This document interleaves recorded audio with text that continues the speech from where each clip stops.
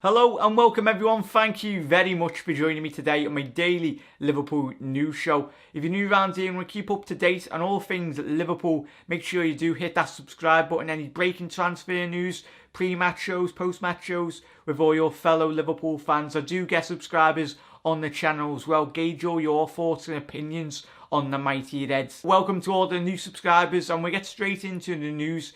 Anyway, in relation to Timo Werner, off the back of last night's developing story of Timo publicly commenting on a potential move to Liverpool, his manager Julian Nagelsmann has hit back and very much warned Timo Werner of a potential move to Liverpool. Nagelsmann goes on to say in comments, it would be more difficult for Timo Werner to play at Liverpool than at Leipzig, he told German magazine Sports Bild. He will not get the statue he has here in the first few years, and I tell him that too. The boys are seeing how we are developing and how much potential we have. We don't leave anyone who helps us defenceless. They're very interesting comments from the RB Leipzig coach. Let me know your thoughts on what he's had to say. Very similar comments to what Klopp said all those years ago in relation to Felipe Coutinho moving and Emre Can, and I very much bit him on the backside anyway. But Timo Werner, he's a fantastic, one of the world's best strikers anyway. He's still only young, but he's got the potential to become one of Europe's elite. But let me know your thoughts on Julian Nagelsmann's comments. Jump into a little interview I done with Doug from the Dugout Football channel. Massive Liverpool fan, so I wanted to get him on the channel. I do love to get collaborations with fellow Liverpool fans and YouTubers anyway. So go and head over to his channel. Make sure you do head over and subscribe. And I just wanted to gauge his thoughts on a potential deal for Timo Werner and a potential second round victory against Atletico Madrid. And here is what he had to say. Are you excited or over a potential future move for the German international? Totally excited. Obviously, his words saying that Liverpool's the greatest club in the world, and is privileged to be linked with. I think that kind of already says to me that he's going to be a Liverpool player. Because I don't think his mind's on anywhere else. I think it is definitely Liverpool. Yeah, it couldn't have been a more obvious come and get me Liverpool cry, could it, mate? It was just so subtle, and I'm really excited because the way he played against Tottenham last night was absolutely fantastic, and he's quick.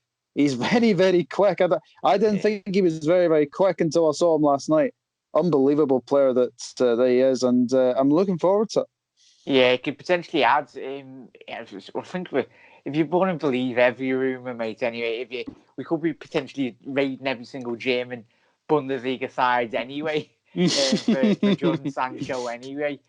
But yeah, spot on, mate. His pace is probably a big factor in terms of his quality, but we haven't seen obviously we got the Sadio Mane and Salah and Mane on the wings, but Bobby, he's quick, but he's probably quick over 5 yards. But we haven't had that sheer pace in a striker since obviously the likes of Fernando Torres back in the day when he used to just put the ball in 5 yards, 10 yards in front of him, just skip past defenders. I think that's something you can definitely do, mate. Yeah, and I also think it's probably a wise decision to get more enforcements in the attacking areas because of obviously with Salah and Mane being away in January for the African Cup of Nations. So I think it's better to get reinforcements quickly. I've heard we've been linked. I mean, obviously you said Sancho as well. I've heard Quincy Promes has been linked with us. Another good player, and we definitely need reinforcements up front, I think. Yeah, I think obviously the rumours coming out, but it would indicate really. I think everyone in terms of obviously the attacking players definitely, mate. I think he's spot on with the African Cup of Nations. I think I spoke to you in the comment section below last night, mate. I think in terms of the lads going away for the AFCON, you're looking at Shaqiri possibly going in the window, Harry Wilson possibly going in the window as well. And I think if we did sell those two players, great players, I love them both, but I think Harry Wilson, he's doing amazing stuff at Bournemouth, and I think he himself will look at the scenario which is happening at Liverpool. If Liverpool do bring in potential attacking players, he's going to be like, am I going to get into this Liverpool team? So Yeah. the rumoured potential transfer fee we get for Harry Wilson is about 30 million, like around about 30 million for Shaqiri. Mate, that combined could pay for Timo in terms of a potential transfer.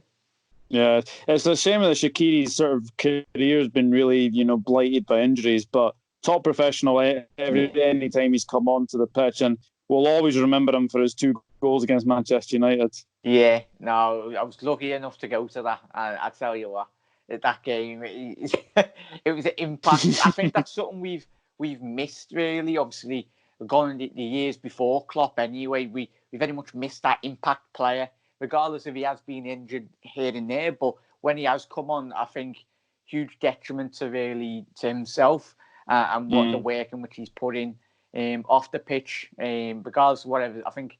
He did have a falling out with Jurgen Klopp a couple of months ago anyway, but I think he's a true professional. He's not hit out really in terms of the press. He's had his head down and worked on it, mate. Before we do get further anyway, make sure you do head over to Doug's channel, The Dugout Football, absolute legend. Go and head over there. He's creating amazing content. I'll leave the link in the description so you can go head over, subscribe. And if you have done, let us know that you have come over from our channel. But make sure you do head over there, Reds.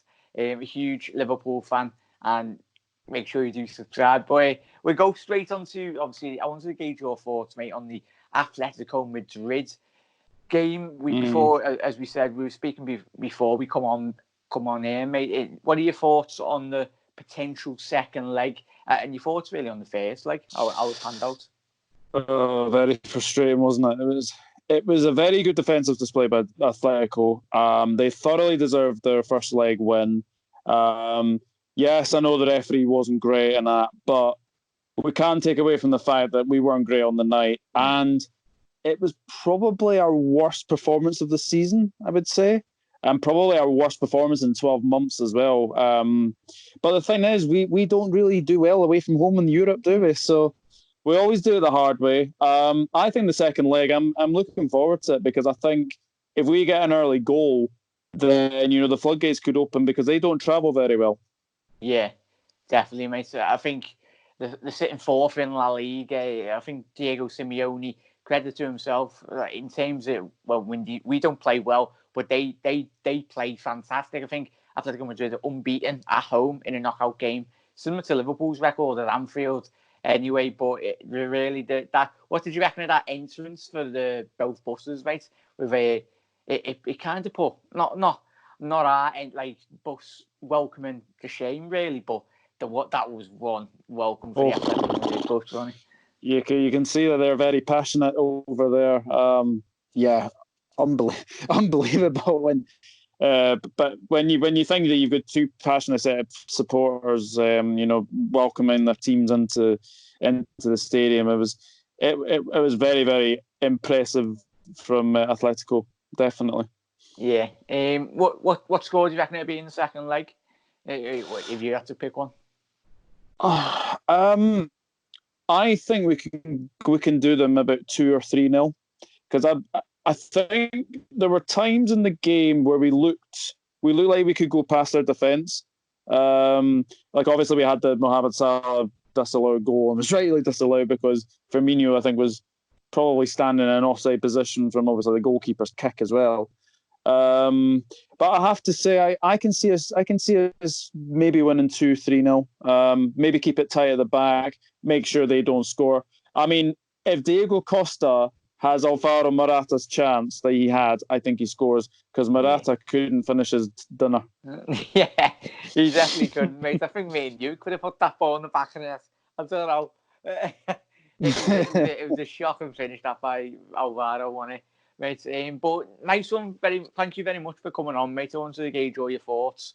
We'll be doing a podcast. I wanted to try and get you on with the lads anyway. I haven't recorded that one, but it was meant to be happening tonight. But that will be happening tomorrow. But definitely, mate, I'll get you on a podcast with Dave, Mickey, and when everyone's available anyway, mate. But I'd love to get you on. But everyone, mate, as I said before, make sure you do head over to Doug's channel, subscribe, get involved on all of his amazing content in which he produces on his channel. He's a new YouTuber anyway, but make sure you do head over and subscribe. But nice one for taking the time out tonight, mate, for coming on. Not a problem. And I'll be happy to jump onto a podcast as soon as possible. Yeah, definitely, mate. Definitely will get you on that. But as always, lads, you'll never walk alone. And see you later.